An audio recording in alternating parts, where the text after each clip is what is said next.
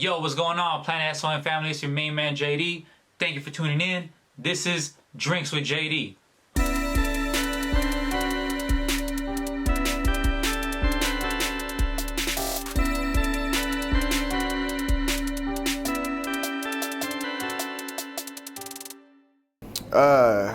Shit, my interest in music started when I was like in the 3rd grade, man. I used to rap with my cousins on like little cassettes and shit like that, you know. We used to try to be like Bone Thugs and Harmony, because that was a popular group at the time. Okay. You know, they had just, I think it was like the song with Easy, I want to say. Maybe it was like 1996, 97, maybe give or take. But yeah, man, we used to try to rap like Bone Thugs, you know, and that's where I remember like me first really getting comfortable with rapping and just being a participant of music, you know. I mean, I got a funny ass story, fool. Me and my sister had this cassette tape at my mom's house when my mom and dad got divorced, right? And every time a song that we liked came on the radio, she had one side of the tape, I had another side of the tape. We would flip the tape over and record. Oh wow. So you imagine doing this like, you know, it's an even amount of times because it's 2 sides. Just imagine just like 10 times, right? Yeah. You know, it's probably about 5 songs on each side. But what was happening was, she would record on one side, and then I would rewind it and record on the other side. Then she would rewind it and record on the other side. Then I would rewind it, because we not pressing fast forward, we just flipping the tape continuously, bro. So it ended up being like a tape just full of the beginning and the end of all these songs. It was all these overlap and stuff. Yeah, it wasn't one single whole song, bro. It was just like 10, 15 seconds, maybe 3 seconds of a song. And it was the whole tape, bro. It was funny, fool. No doubt. Yeah, but you know. But when you were young, that's when overall you just man. You started with your cousins. I really in the group. Okay. I mean, now I'm thinking about it, bro. Even further back than that, my brother had when my dad and my mom got divorced, my dad and my mom got divorced, bro. My brother had wrote the lyrics to a Boyz II Men song out for a girl. And I remember finding the letter and reading it, and I remember that I was not reading, I was like singing it, because it was a song, you know, it was the lyrics to a song. And bro, and I think like that was something that probably like mentally shifted the writing of songs and singing the songs, because like after that, the mixtape thing, and then after that I was like in the 3rd or 4th grade, and I was rapping into the boombox, finding ways to like record over CDs that my dad had bought, and man. That's what I'm talking about. Okay, so let's say this: since you acknowledged that, you know, what you were reading were lyrics, right? Did that also inspire you to, like, let's say, write some lyrics down, also even get into poetry? Yeah, I wouldn't say that exactly. I've always been a strong writer. I've always been a strong reader too. Since I was in the 3rd grade, man, they had moved me up to the 5th grade because I could read real well. You know? Wow, that's amazing. Yeah, I was a really, really, really strong reader.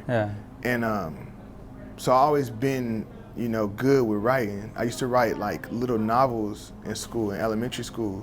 You know, on a computer, you know, I would like put my own graphics. It was a computer, it was like on the computer with word munchers and Oregon Trail and, you know, all these math games and stuff. Yeah, man, so I was always a strong writer, and I think that, you know, just telling stories and articulating myself and finding ways to express myself and translate things. Oh yeah, and overall we can hear that in your music as well. All right, man, so right now you mentioned how, you know, you were also introduced to like Boyz II Men at a younger age.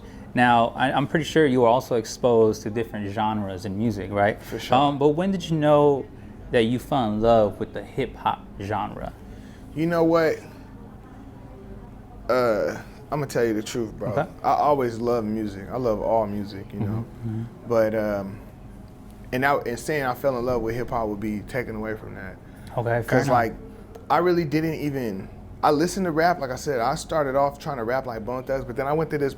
When I started skateboarding, I didn't even listen to rap music. That's how weird shit got. You know, I got bussed out in the 6th grade to Persian, which is like a feeder school in the. Like in North County? Is that North County? No. It's in East County. It's out there in Grossmont. But it's a feeder school in the Patrick Henry. You know, so when I came from out there, like I was skateboarding and shit, it was more acceptable for the black kids to skateboard. You know, it was an all-white school, but I was bad though. So I got kicked out of school. I got kicked out of school and I had to go to this alternative learning behavior school. It's called Alba. Okay. And I met my best friend. He's a pastor now. Yeah. You know, that's who I originally started rapping with. His name was Profane, but it's Louis now. And that's when I fell in love with actually writing raps. Yeah. Because I was writing raps in class, and one of the teachers, you know, she was a black lady. Obviously, I'm at this badass school with all these badass kids. Because I've been fighting in school, you know. Fair enough. And I got kicked out, and so, you know, I had to go to this other school.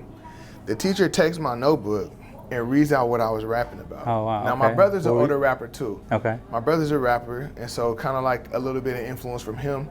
But this is when I fell in love with it, though. You feel me? Yeah. And she busted out to all the kids. It's like, I have tried to like write, I'm the philosophical type. Yeah. And she's like, oh, you think you're the philosophical type? Oh, wow. Yeah. You can't even spell philosophical right. Wow. And everybody started laughing, you know, everybody trying to roast me and shit like that. Wow. Yeah. But then my homie Louis, he came up to me and said, oh, you write raps? I'm like, yeah. He's like, I rap too. I'm like, oh, that's tight. So then we ended up later on in life becoming like a little rap group and doing some stuff later on in life. But yeah, that was the time that was when I really like, okay, I really like this because I'm expressing myself and I'm really getting out what I need to say, what I want to say the way I want to say. Fair enough. Okay. Respect. Now, earlier you spoke about, let's say, Nipsey Hussle. Before I interrupted you, you know, I didn't want to get too far into that because I wanted, I guess, to know about it here. What artists have influenced you, and what people have inspired you and helped you mold your sound in music? Well, my sound is very. I have a very wide palette, man. You know what I'm saying? I listen to a lot of music, music that you probably would never listen to, bro. You know, I listen to a lot of music, so it's really hard to like say my sound. Yeah. You know what I'm saying? Because my sound is like, I don't want to say like a chameleon, but it's just. Well, what were the artists that inspired it? Like overall, the artist that I would kind of like, if I had to relate Sham Blak, the artist, to any other artist, you know, just any person, bro. You know what I'm saying? My influence is like Nipsey Hussle, Mo3, you know, Snoop, Master P, excuse me. Hold on. P. Diddy, you know, Outkast. No, and I could totally hear it. I could totally hear all those artists in your sound. You know, UGK, you know, Scarface. You know, I guess you would say it's kind of like a late 90s kind of influence, you know. It's real. I mean, it's like not too thuggish, but it's, you know, it's ghetto stories of achievements, you know. It's like ghetto gospel in a sense, if you would. I mean, you know, if you listen to what I'm talking about, you know, I'm telling stories about overcoming shit, you know, but I'm also telling stories of just overcoming yourself. You know, because that's the only person you're up against in this life. You know what I'm saying? It's not like you versus an internal struggle. Bro. It's just the internal fight to be better and do better. Yes. And I feel like, you know, everybody that